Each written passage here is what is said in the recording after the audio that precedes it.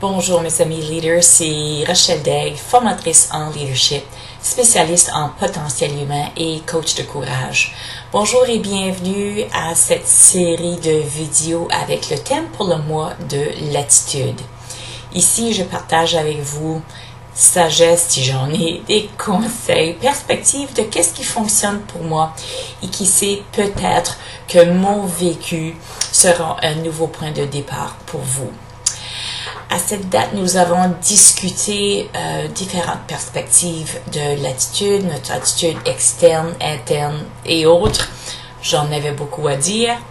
Cette semaine, nous discutons de notre attitude envers une tâche lorsque nous prévoyons faire quelque chose peut-être qui ne nous plaît pas, lorsqu'on est dans l'action. Vous avez sans doute des choses que vous n'aimez pas faire, mais que la vie nous impose. Et voilà la cible spécifiquement du sujet relatif à notre attitude. C'est une facette de mon attitude que j'ai beaucoup travaillé et que je travaille encore. Mais le travail se fait plus rapidement. Donc, première question pour vous. Que sont les résultats d'une action lorsqu'on a fait de contre-cœur avec amertume? Je me souviens quand j'étais adolescente et je devais faire certaines tâches. Si je les faisais de contre-cœur, ça me prenait 2 fois le temps. C'était mal fait, etc. Je me souviens de mes parents qui essayaient de me souligner avec raison ma mauvaise attitude et moi qui répondais « Oui, oui, je le fais », comme si l'action elle-même allait tout régler. Maintenant, avec la perspective de coach, mon drapeau se lève plus rapidement et souvent pour ce genre d'attitude. Il est dit que la sagesse vient pas toujours avec l'âge. Parfois, l'âge vient seul. Ce fut certainement le cas pour moi en ce qui concerne mon attitude pour certaines choses. Et donc, voici maintenant comment en juste 4 points, je peux corriger mon attitude quand je suis en action. Premièrement, je remarque que je suis en contre-courant. C'est peut-être juste la sensation interne, mais je remarque que ça grince un peu.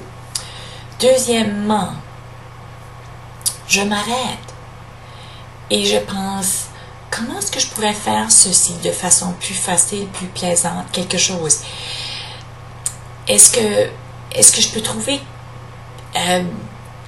quelque chose de positif relatif à cette tâche, au moins positif de le finir avec une meilleure attitude, s'il vous plaît. Et donc, troisièmement, je relâche cette résistance et je vais m'aligner avec soit la perspective positive, au moins d'être neutre. Et numéro 4, je me reprends dans le travail et je remarque que je vais être plus légère et que mon attitude va être améliorée. Donc, résultat, la tâche se fait mieux, elle se fait plus rapidement et j'ose même dire avec plus de joie. J'ai réalisé avec ces changements que la lourdeur du fardeau que je portais ne venait pas du travail lui-même, mais plutôt de mon attitude à moi envers le travail. C'est moi qui étais le problème.